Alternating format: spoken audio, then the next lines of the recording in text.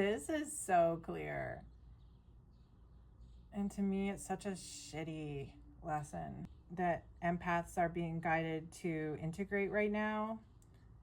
Honestly, the reason why we have been feeling a sense of lack and the reason why we have been, I'm hearing destitute in the past. This is like financial in various ways that are like financial and root related, like groundedness and all things around safe existence and stable existence in the 3D world environment right now. That's all been our fault for having too much patience and lack of boundaries with people that are not giving to us reciprocally.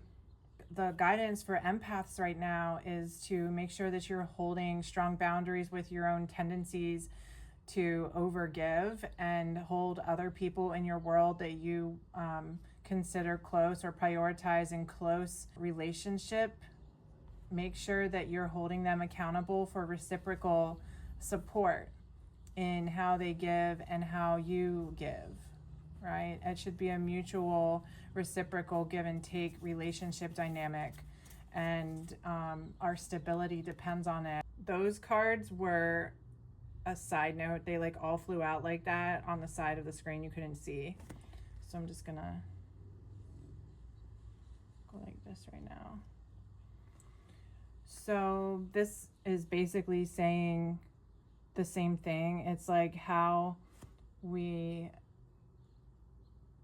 put ourselves in stagnation and how we put ourselves in our own betrayals. We betray our own selves by having a lack of discernment and poor judgment with people. It's like, not that we shouldn't be caring and helpful for the world around us in terms of like, that's why we came here, to be helpers, to like help heal the world and help support those that need it at times that, you know, life happens. People always go through things and need help sometimes, but how we've overgiven and how we've put ourselves into compromising positions. And really, this is about self-betrayal here. This is about our own thoughts holding us back, our own orientation to the world holding us back, our fears of, you know, how we've been programmed to relate to the world, but we actually like stab ourselves in our own back by how we relate to the world. That's like being shown as like an issue here, is to be aware of our own patterns in this way, and that's our own fault.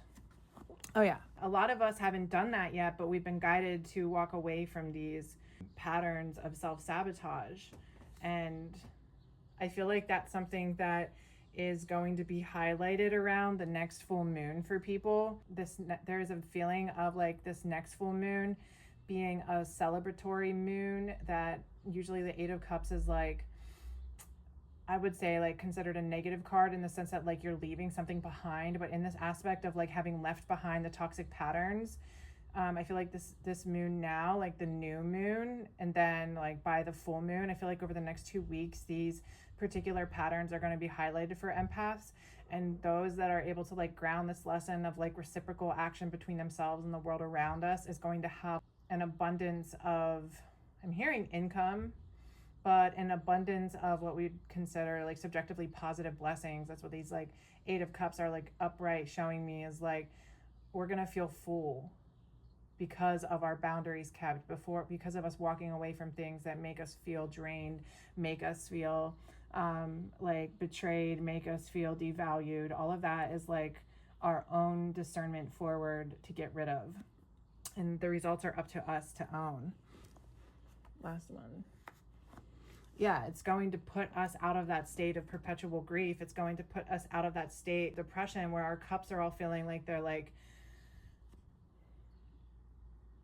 turned upside down and spilled out, not holding anything, leaving us like I don't know why, but that word specifically, hearing destitute, it's like how we've overgiven and been programmed to do that as like in the name of culture, religion, family, whatever that is, environmental programming that has told us to self-sabotage in the name of showing up with our heart space through convictions, we're putting ourselves first in these healthy ways, and it's taking us out of this grief of being alive in this world.